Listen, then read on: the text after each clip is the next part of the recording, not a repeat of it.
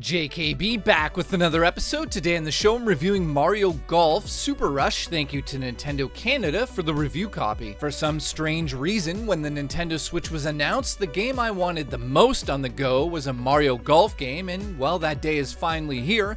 Let's discuss what I think about it overall. I thought for this review I would just talk freely without a script and talk about what I liked about the game and what I think the game could improve. Now, that Mario zaniness that we love from the Mario franchise is definitely in the game. However, I do feel that the level of zaniness could definitely be much higher. One thing I do want to bring up right away is that there are motion controls using the Joy-Cons. However, I would not suggest it in a game where you do have to make very subtle movements on some of the courses. It doesn't work too well, but I can see a lot of kids just simply having fun by whacking a ball across the course. But if you're like me and you actually want to be good at this game, you definitely want to use the Joy-Cons. Now, I'm not saying that the motion controls don't work, I'm just saying it's very hard to be super precise with them. Just like all the other Mario games, this game does feature, some people might call it a gimmick, but I'll call it a feature here, and that is Super Rush Mode, which is a speed mode where you run into the course and collect power-ups and coins, and also have the ability to take out other players as you race to the finish line of each course. And of course, you have to hit the ball to get to the finish line and sink it in the hole. The game also features an adventure mode, which I thought was going to be more like a Pokemon game where you would, do RPG things, but it's about 5 hours and it's a lot of filler. Now, what you do in this is level up your player, and this is going to help you in the speed rush modes. So you'll have a Mii character, and you can disperse all of these points that you get by doing simple things like going to a green and making a certain shot from a certain distance a certain amount of times, or take on a boss battle, which is kind of strange, but it works. It's kind of fun, and you're hitting your golf balls at a giant boss on the screen, and yeah, I get it. They tried to do something special here with this adventure mode, but it's nothing like I feel like it should be. Now, am I a developer? No. I'm just a player, and I'm giving my opinion, and I wish it was a little bit deeper. If they're going to do something like this, go all in. If this was like a Pokemon RPG, I'd be all over this if they introduced more zaniness to it, and I'll get into the zaniness Mario that we know and love, and I'll tell you if it's really in this game or not. I should definitely point out the game is multiplayer, so you have couch co-op 4 players and you have 4 players online, but of course Nintendo wants you to have the online service to be able to use that, so it makes sense and it does definitely work. I gave it a whirl, and it gave me a twirl, and I enjoyed it. The game also features a battle mode where you go into a giant arena, and the objective of this is to simply get your ball into the hole as quick as possible with all of the zaniness going on around you. However, there's some problems with this game that I feel are a little odd. For instance, when I'm playing Super Speed Rush mode, that's the mode where you hit your ball and you have to run to it to hit it again. Unfortunately, when you hit the ball, because it's a time challenge thing, it has nothing to do with getting the ball in the hole necessarily, it's who does it first, you don't actually get to see where the ball lands for the most part. So if you hit an amazing drive, the ball just goes up in the air and you start running, you have no idea where it landed. Now, that's obviously like real golf, but I mean, I'm playing a Mario game. I'd kind of like to get an overview of where it kind of landed, and then oddly, there's no replays to show you what you've done. So in past golf games, those are some of the highlights of playing a golf game, to watch an amazing shot. Hit a ball out of a bunker. Boom, hole in one. All of these crazy things. You want to relive them, I should say, but you can't.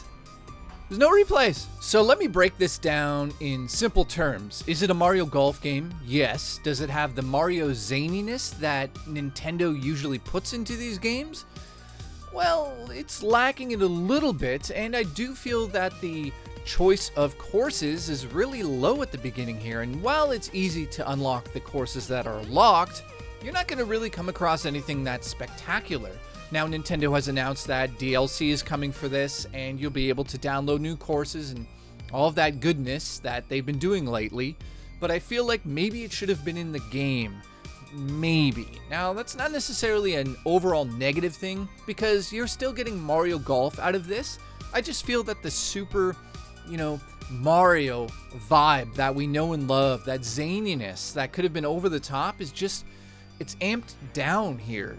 And I don't know why. I feel like the game is full of really great ideas. I mean, I like the idea of having this super rush mode where you rush into a course and get to your ball first and have these power-ups, and also be able to use these special power-ups that let you basically smack other players around and also disrupt the field, or the course I should say, in front of you. Those are interesting and I love those in the game, but there's just something about it that just doesn't come together that I can't really pinpoint. Now, in saying that, if you're just looking for a very simple Mario Golf game, you're gonna get it here, especially if you have children and you want to play with them. Just simple Mario Golf, boom, you're gonna get a great looking game. I should say the visuals are stunning as usual for a first party Mario game. But in saying that, the battle mode is sort of fun for about 5 minutes because it's over so quick.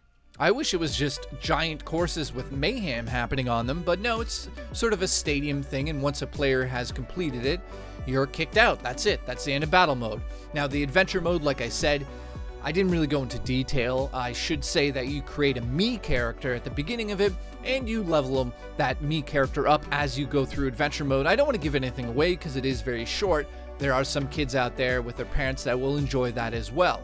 Now, the motion controls, yeah, those are definitely sort of a throwback to the Nintendo Wii, and while I wish they kind of worked better here, yeah, they're there. They're there. Let me just say that. Use the Joy-Cons with the buttons, trust me. The one thing I didn't bring up at the beginning was how you actually hit the ball. Of course, you can change your clubs and choose how you're going to actually hit the ball by moving the left analog stick after you've chosen how hard you're going to hit it. You can put spin on it so it'll spin forward or back, or you can curve it around trees, left or right. Of course, those things are in this game, and let me say this, the mechanics of how you actually hit the ball, very well done. You'll also notice on the top of the meter, there are two sort of red arrows that are pointing down on each side, sort of like a giant indicator on how what's the word here? How difficult it will be to get the exact shot of the shot you've made. Now, what I mean by that is if you hit the power within that indicator at the top of the meter, there's a chance, a percentage-wise, that it will go off course a little bit. So you're kind of gambling. Do I want to hit full power here, or do I want to pull it back and get 100% of the shot I want? So it's a bit of a gamble every time you take a shot, and I hope I explain that in a way that everyone understands. If not, go get a book and read about it. Overall, I'm going to give Mario Golf Super Rush a 7 out of 10. While it definitely is lacking some content here, and you can kind of experience everything within your first playthrough. Yes, the adventure mode is about 5 hours. I think it took me about 5 hours to complete it and level up my character, and that was fun. It's just very, very, very vanilla. Now, the Super Rush mode itself, where you're running across the course, is a cool feature in the game, but it's frustrating to me. I just wish it was more free and it controlled like a Mario game, because it doesn't feel like a Mario game in the sense of Mario running around. It feels tighter than that. And when you start walking, yeah, it's frustrating, but that's part of the game, and maybe it's just me and maybe you'll enjoy it. But overall, this game is definitely a 7 out of 10. I do look forward to the DLC and getting some more courses in there. I did notice that they added some new courses coming up in the DLC from Super Mario Odyssey, you know, in the new Donk City, so that'll be fun. But overall, 7 out of 10. Hope you enjoyed the review, and I'll see you in the next episode of JKB.